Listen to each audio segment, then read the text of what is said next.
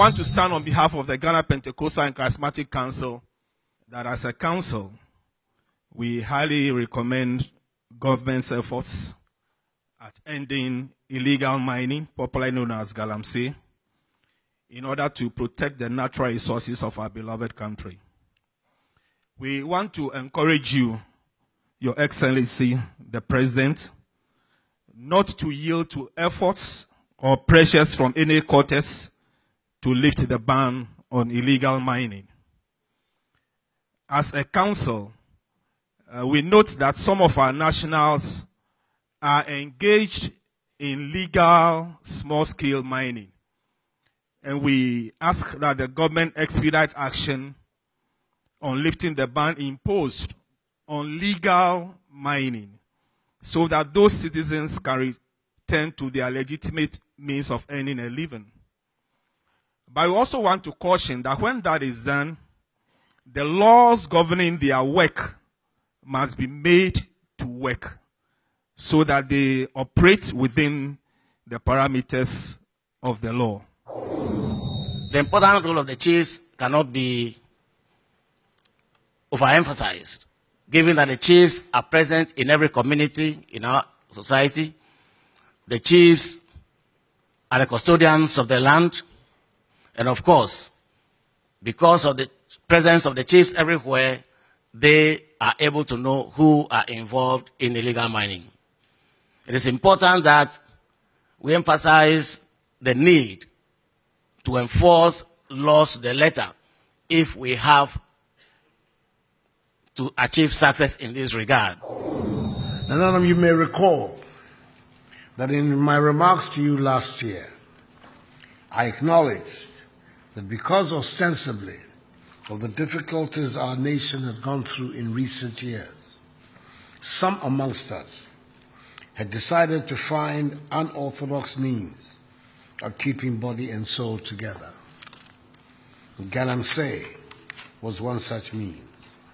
As a result, illegal mining has been conducted on riverbanks and in our forest reserves, leading to the pollution of our waters, the degradation of our lands, the non-reclamation of degraded land, and the use of dangerous chemicals such as mercury and cyanide on the environment. I was of the view, a view shared happily by the majority of Ghanaians, that if we allowed it to continue, we would be jeopardizing both our present and our future. Our responsibility to this end is clear. In dealing with the menace, government set up at the level of the cabinet an interministerial committee on illegal mining with the world-renowned scientist, Professor Kwabena Frimpong Boateng, in the chair, which at the commencement of its work recommended an initial 6-month ban on small-scale mining activities, a request to which I assented. The ban has since then been further extended. Government gave directives to the committee to carry out certain activities to bring sanity into the artisanal gold mining sector. These included: 1, the launching of Operation Vanguard on 31st July 2017, a force comprising officers and men and women from the military and police service, tasked to prevent further pollution of water bodies and land degradation. Despite the deeds of a few, Operation Vanguard has been to date a considerable success. 2, the training of small-scale miners in sustainable mining methods at the George Grant University of Mines and Technology in Takwa. 600 miners have so far been trained, and as of June the 4th, 2018, 1,500 miners are receiving training in responsible mining practices. 3, a nationwide tour by the Minister for Chieftaincy and Religious Affairs to solicit the support of chiefs, queen mothers, and other traditional and opinion leaders in the fight against illegal mining. 4, regular interactions between the Interministerial Committee and the Small Scale Miners Association to craft a code of practice for small-scale mining operations. 5, the formation of district mining committees against illegal mining with clearly defined terms of reference. These committees are expected to address all issues concerning small-scale mining in their districts. The metropolitan, municipal, and district chief executives had already been informed about the composition of this district mining committees, which were duly inaugurated before the end of the first week of January this year. And 6, the deployment of satellite imagery and drone technology to monitor the mining activities of illegal mining. Government also ratified the Minamata Convention on Mercury as the 40th state party. The objective of the convention is to protect human health and the environment from anthropogenic emissions and releases of mercury and mercury compounds into the environment. Let me at this point express my and the appreciation of the nation to you, our revered religious leaders, and our eminent chiefs and queen mothers, for the support you have offered and continue to offer in the fight against galamsey.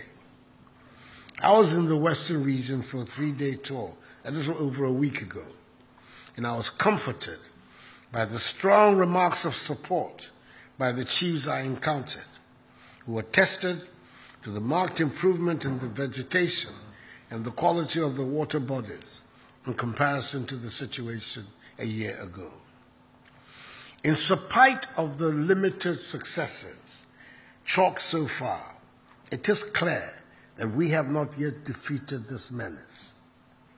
I know, however, that one matter at the heart of discussions is when the ban on small-scale mining will be lifted. Let me reiterate that the ban is meant to be a temporary measure until we're able to streamline and sanitize the small-scale mining sector. I assure you that shortly you will hear from government a statement setting out a comprehensive roadmap, including the lifting of the ban, to deal on a permanent basis with this grave threat to the present and future health of our nation. The comprehensive roadmap will address, amongst others, the following activities: reclaiming and reforestation of mined-out areas, restoration of impacted water bodies, strict supervision of the processes of awarding mining licenses and associated permits, the establishment of a mercury pollution abatement project, the implementation of alternative livelihood projects, systematic control of the engagement of excavators and changfans in mining areas, and continued formalization and regulation of the small-scale mining sector.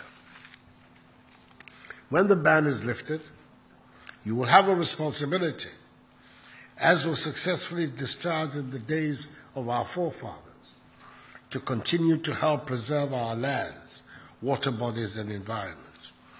We all have a duty to say no to galamsey for our own common survival and the survival of those who are to come.